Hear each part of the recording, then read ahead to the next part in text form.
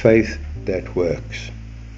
Faith, a word we use all the time. In fact, one could say that we have become obsessed with it. However, do we really know what faith is? Well, let us look at what Hebrews 11:6 says about faith. But without faith, it is impossible to please Him. For he who comes to God must believe that He is, and that He is a rewarder of those who diligently seek Him. This scripture mentions both faith and believing in the same breath, telling us that there obviously is a connection. So, let's go see what that connection is.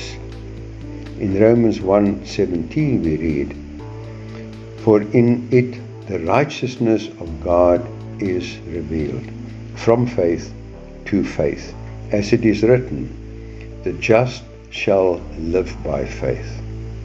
Now, seeing that faith is something we are to live by, faith therefore must be an action. But what is this faith action? And what is it based on? In other words, what is it that makes faith work?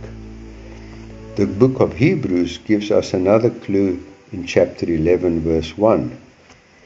Now, faith is the substance of things hoped for, the evidence of things not seen.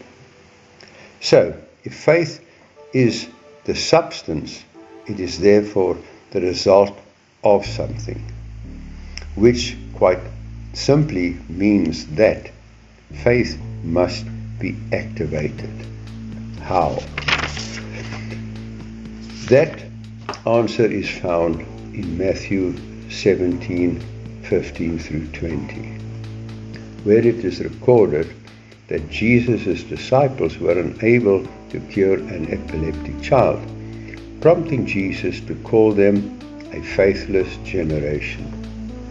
Yet, when they later asked Jesus why they could not cure the epileptic child, Jesus said this to them, "Because of your unbelief." Strange. How were we to understand that? Why did Jesus, after calling them a faithless generation, then tell His disciples that their problem was unbelief? Why? Because there was obviously no substance in what the disciples were doing. But why not? Well, let's go back to where we started in Hebrews 11:6. But without faith it is impossible to please Him. For he who comes to God must believe that He is, and that He is a rewarder of those who diligently seek Him.